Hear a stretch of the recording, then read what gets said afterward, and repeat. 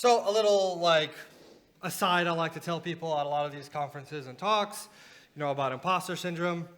So this piece of paper that you see here was me talking with the engineers on my team and trying to understand how addressing the F4 addressing class works in Filecoin. So, you go to all these events, you go see all these teams working on all these cool different research, and it can get a little bit overwhelming, right? It can feel like you don't really know what's going on, you're stuck in your silo, you know what's going on in your team, but that's the case for, I think, everyone here. So don't let it get to you. We're all learning, we're all in this together. So just a little note I want to make there. Thank you.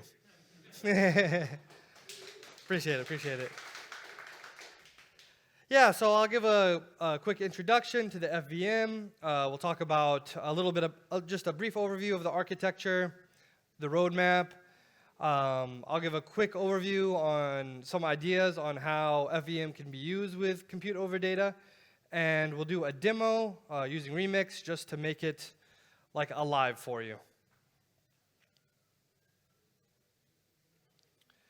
So, as the name kind of assumes, the FVM brings programmability to the Filecoin blockchain, right?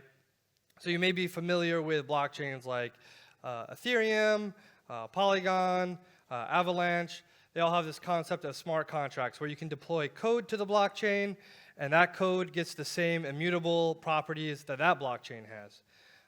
So FVM is taking that and bringing it to the Filecoin blockchain. So Filecoin, the blockchain, is still built at its base layer to be a blockchain for connecting users to storage deals, right? To storage providers. Filecoin, the FVM, sits kind of at this layer one, and we call it computation over state, right? So everyone here is here for computation over data, which would sit on a layer even on top of that, right? The data that we're doing computation with in the FVM is not the data stored within the storage providers, but the data stored as state on the blockchain, right? So you'll have access to the deals that monitor the storage providers. You'll have access to any other actors or smart contracts that people deploy to the blockchain, but you won't have direct access to the data in the storage providers. That's where all the beautiful COD projects come in.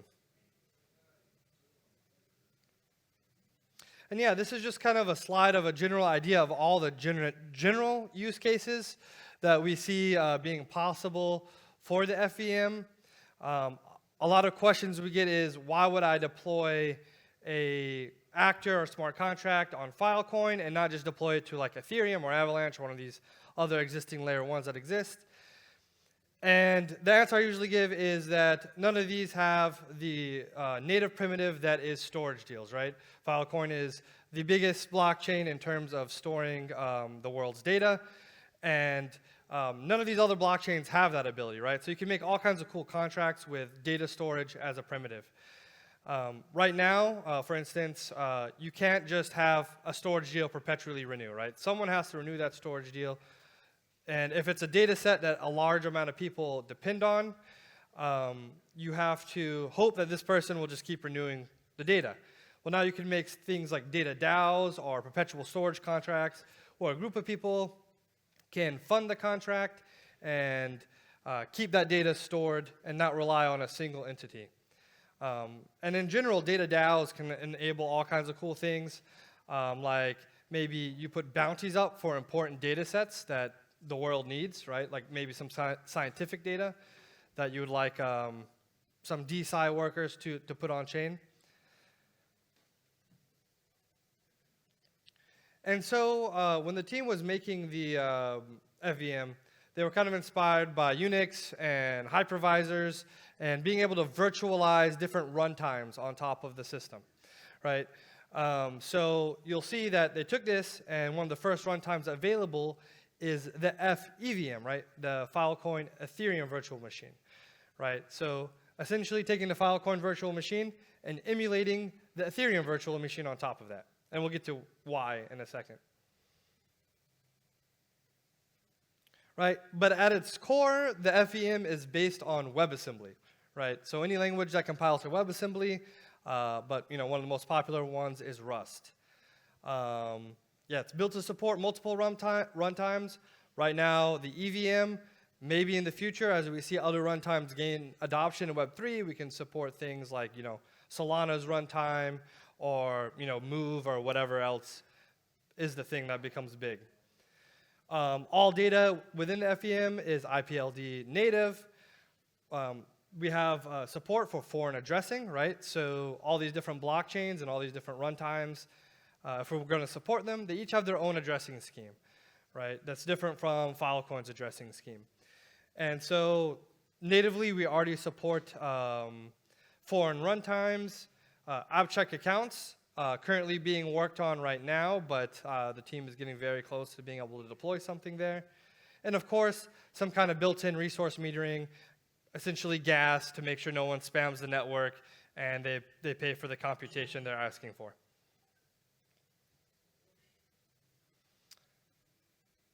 So the roadmap, back in July of 2022, many people don't know, but the FVM was already live. These are the built-in actors that were created, so they run WASM modules, but they're already kind of hard-coded into the code. You can interact with them, do some fun things, but there was no yet external deployable contracts, right? Like users couldn't just write some code and deploy it onto the blockchain. And as of right now, Wallaby testnet is online with the FEVM available, so you can write code in Solidity or anything that compiles the EVM bytecode and deploy it to the Filecoin chain. So why EVM? Why is EVM the first language that we allow deployable onto the chain? And that's for the simple case that there's already a whole bunch of tooling and support built out for the EVM, right? So a lot of Web3 developers, already know Solidity. There's tons of tutorials online. You got tools like Remix, which we'll use in a bit, Hardhat, Truffle, Brownie, testing frameworks, auditors, the whole works, right? And of course, we want to support native deployments. So after EVM, we'll move on to WASM actors on FVM, so allow people to compile any language to WASM and deploy actors. But for now, we want to take advantage of all the tooling that the community has already built in the EVM world to kind of bootstrap this whole process.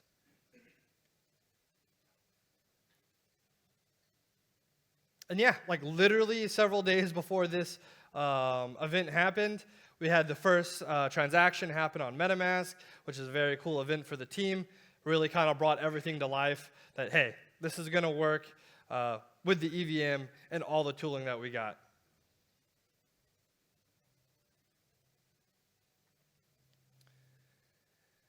And these are just some ideas, just a couple of small ideas on how FVM can kind of support COD. I'd love to have more discussions with people after this talk, and talk about how we can support your team specifically. But again, I think one of the important things is, access to storage deals, right? That native primitive to Filecoin. You can have perpetual data again, storage for important data sets that you may want to do continuous computes or make available to the public, and incentivized addition of other important data to the data sets to improve the results of any computation done. Of course, there's tokenizing incentives for the node operators, right? So, you might have this compute over data network as a L2 over a L1 FVM contract. And as they complete jobs, you can reward them in some kind of token, whether it be fill or a native token to the network. Of course, you can use it to orchestrate the jobs, have users post jobs on chain so it's immutably recorded, and orchestrate between different COD networks maybe, orchestrate between retrievability networks like Saturn, all kinds of possibilities there.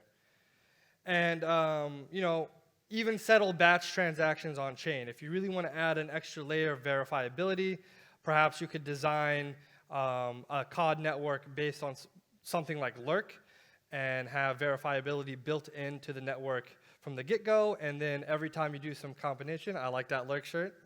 That's dope. You got to hook me up with one of those. Yeah, you can have verifiability out the gate, and post those validity proofs onto the chain and have it double check everything for you and your users. And right now, the FVM Foundry Early Builders Program is already open. We already have a whole lot of teams building on top of the FVM.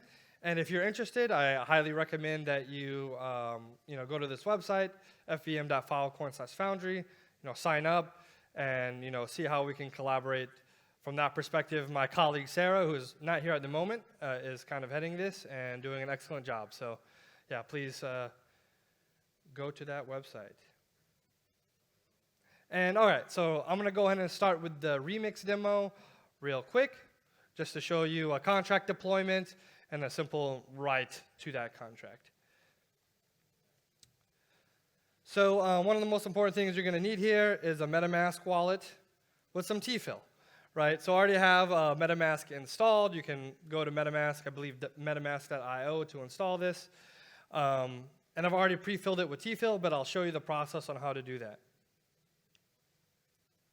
Oh, and of course, if you want to add the Wallaby network to MetaMask, it needs to know what network you're pointing to. Go to chainlist.org, click on testnets, type in Wallaby, and you'll see that Filecoin Wallaby is there with the chain ID, all the information. You just have to click connect wallet, add to MetaMask.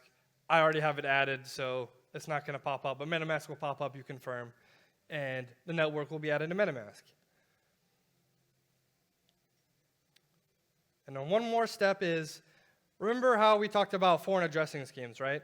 Well, in Filecoin, the F address class that we use to kind of represent all other runtimes is the F4 address class. And with MetaMask, we have the Ethereum address class, the 0x, blah, blah, blah, blah, blah, addresses that if you've worked with EVM, you'll be used to. These Filecoin doesn't understand natively, so they created a whole new address class that translates Ethereum addresses and really any other runtime to Filecoin addresses, right? And this cool explorer here, Glyph Explorer, explorer.glyph.io, actually has a tool that will just connect to your MetaMask in the browser and give you the F4 address, right? So here's our Ethereum address, and here's our F4 address. We'll take that, we'll copy it. And we'll go to wallaby.network, and you can scroll down and you'll find the faucet, right? This is where you'll post the F4 address and get to do a really fun CAPTCHA. They always have very interesting questions. This one's actually a pretty simple one. All right, and then hit send, and that'll send me even more TFIL to my wallet as if I wasn't rich enough with TFIL. All right, so now that you have a wallet filled with TFIL, you can go to remix.ethereum.org and see if we can get that back in there. No, that's fine. You can go to remix.ethereum.org, and if you're not familiar with Remix, this is kind of the gateway to a lot of EVM smart contract developers, right? It's not where a lot of professional teams develop their smart contracts, but I think it's a quick, easy introduction.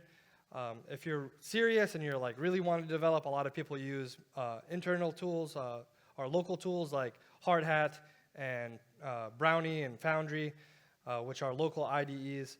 But this is a really cool tool to get used to experiment and to have demos like this.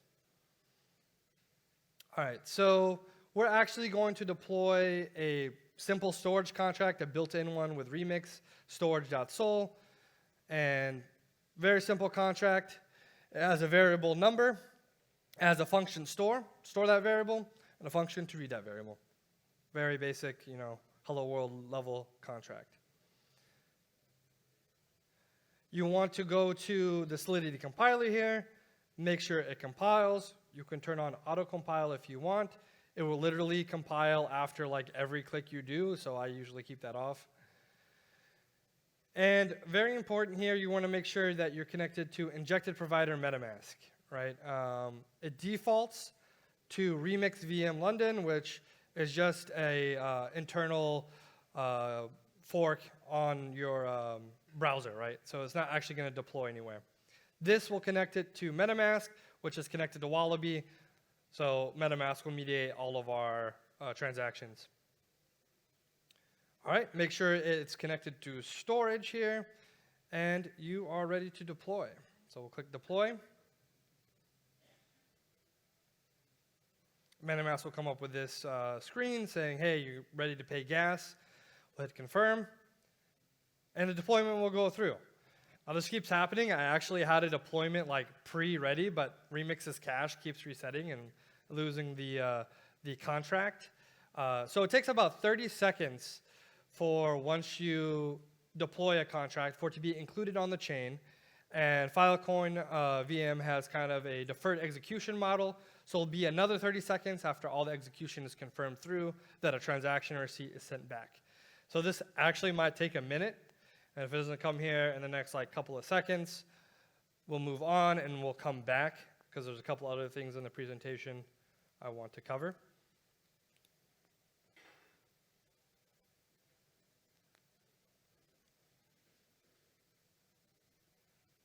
So yeah, we'll come back to that. And I mentioned it earlier, but that was Remix. That's kind of in browser, great for just practicing with an MVP or getting your feet wet.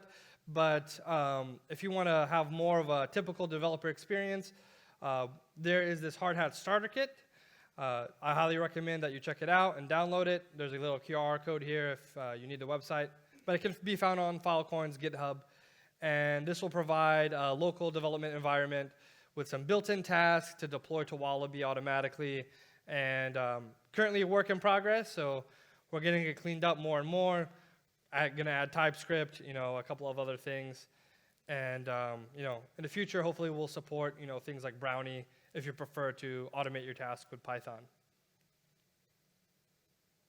All right, let's see if that contract deployed. And yes, all right, so we have it deployed right here. It gives you the address of the deployed contract on Wallaby in terms of ETH. So behind the scenes, all that F4 translation is being done and just orchestrated for you. And if we hit retrieve now, we get 0, right? So EVM defaults all new variables to 0 in the background. So we're actually going to need to store a number if we want to show it. We'll just store 100. Click store. MetaMask will pop up again. We'll hit confirm. And again, this will take another minute, so we can return back to this. But I think y'all get the gist. It's going to take about a minute. It's going to come back. I'm going to hit retrieve, and it's going to show 100, right? And yeah, so that's kind of Remix working with the FEVM on top of the FVM.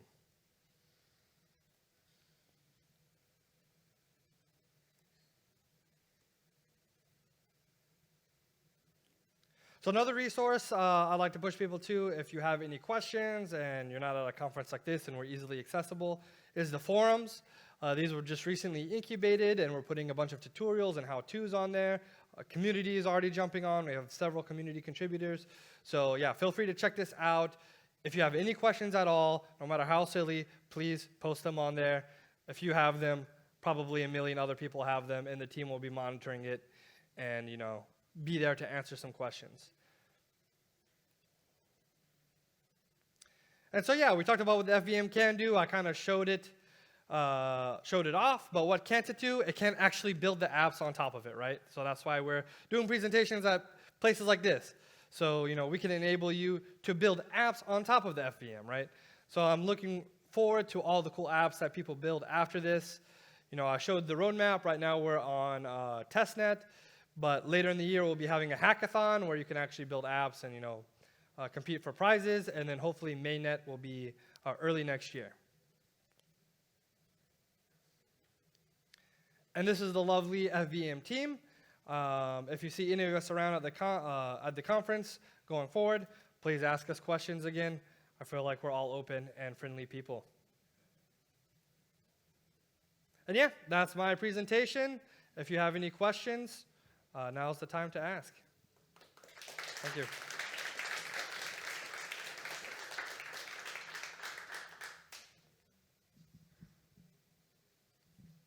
Is the correct mental model for FEVM that it's actually a separate virtual machine on top of FVM, or is it more like it's translating the instructions so that you could get data that wasn't initially in FEVM, or is it like a completely separate? Like It's translating instructions, right?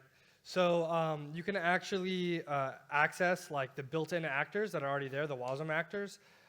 There's not like great support for that at the moment. That's still being worked on. But yeah, it's doing the translation on the back end. Right. So one of the advantages when the native FVM, like you can deploy actors to native FVM, is that you'll get better performance, right? So there's no translation step. cool. Thank you. Yep. Thank you. Yeah, great talk. Do you have a link to any documentation or something where we can try the demo that you showed ourselves? Yeah. So the documentation is still a work in progress as well. Yeah, the sure. forums are kind of being the proto docs right now. Sure. You know, we're working with the docs team to get that up and running and kind of basing it on like a lot of the questions that we're seeing from the forums. Mm-hmm. But for right now, no. Okay. If you go to the Hard Hat Starter Kit, it does walk you like step by step in the README on how to use it. Okay. And yeah, you'll find tutorials and stuff on the forums. Okay, so we should check the forums and we can run stuff on the testnet now, right? Yeah, Yeah, correct. Awesome, thank you. So for the hackathons, they're completely open. Do you have tracks or requests for startups with more idea on what you can build, or it's completely Yeah. open? So anyone can deploy an actor at any time. Now that Wallaby is up, you know, you can mess around with Remix or Hard Hat and deploy an actor. But you know, if you have an idea and you want to like get some support, you know, that Foundry program that I showed earlier, that's where you want to go, right? We already have several projects that have a couple of ideas working on there, like those perpetual storage and data DAOs and some of those use cases, and they're kind of working out of that program. So. Okay, these two are the most go-to at the moment as use cases, right? Yeah, those are the ones I like. You know, Okay. there was that whole like list up there, but I think those are the easiest to grok like right up front. Got it. Hey, thanks for the presentation. Can you elaborate a little bit on the interface to the existing actors or storage models, but also like would you support BLS curve natively in the Like the EVM precompiles and Right. stuff. Will you have different precompiles than normal EVM because you have those curves already? Now, I believe the team is currently working on the precompiles. I don't think they're there quite yet on the EVM, but the plan is to have as close to possible as the native EVM. Also, I didn't mention, but right now, there's no logs or events. That's one of the other big features that's missing. And that's like being worked on ASAP. So, you know, hopefully in the next week or two, those will be live. But yeah, you know, they're working to get it as native as possible. Do you know what are the performance limits? And if there are there any plans to shard execution layer? Yeah. So there's actually Mache on our team just answered that question on like the block size and everything and the tip set size. You can find that hopefully on the forum. He should have posted on the forum now. I had talked to him last night. But yeah, I know that the Consensus Lab team and Protocol Labs is working on interplanetary consensus. So basically a form of sharding, like creating subnets and attaching. And that'll be fully compatible with FVM. So we're working with them to make sure FVM is running on those. But you know, that's kind of in the distance and separate from my team.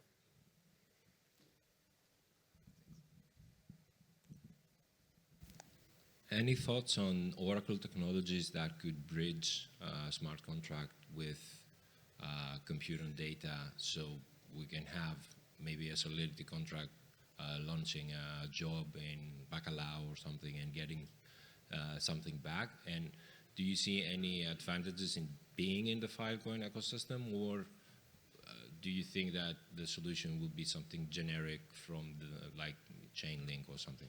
Yeah, that's a great question. I actually worked at Chainlink before here, so I worked a lot with oracles. I mean, I feel like if, you know, a team like Bacalao, you know, wants to do it, they would make their own oracles. Like the network itself is basically already an oracle, like a COD network. You're sending information off chain to this other network. It's doing some work. It can post data on chain. I mean, of course, the FVM is open to anyone, so any system can deploy there if they want to. But yeah, I think oracles are going to be an important part of that ecosystem, right? Like you're going to want to connect to some outside data that isn't available on the blockchain. Did that answer your question? Is there something in the makings of within the Filecoin ecosystem, or should we be looking outside in the general Oracle technologies that exist already for EVM? I believe there's some projects working in the Foundry program on things like bridges and other kind of general Oracle tech. I'm not super caught up on Foundry. That's, again, my colleague Sarah who's kind of heading that, but I believe so. Okay. But, I'm sure that like everything, there's people that I don't even know looking to deploy their technology to the network. Hey, I'm Charles from First One team. So basically, the chaining cross-chain technology is our team is working on that. We already have a first product to enable you using chaining external technology, adapter technology, to bridging the Filecoin data on top of a smart contract to Polygon network. So as you said, we are the Foundry project. So we continue working on that in FVM, integrated with Solidity. The workflow is that we building an external adapter, continuously broadcasting every DL with the DLC ID and the information inside it. You can consume the data based on the smart contract deployed with the chaining or Oracle operator, and you can get the information. For now, we already enable you to using the price feed based on Filecoin vs US dollar, so you can unlock the contract, perform some ZK proofing and payment with DeFi pricing to get swapped the token to Filecoin token, pay the storage on Filecoin network. So integrate with the FVM, there'll be one step over, which means that we don't really need a swap anymore. We can do the DX directly on Filecoin network, get a direct payment. Yeah, thank you. Yeah, awesome. Appreciate that. Yeah, I'm sure we're running on time now. So thanks everyone for the questions. And yeah, catch me around. See ya.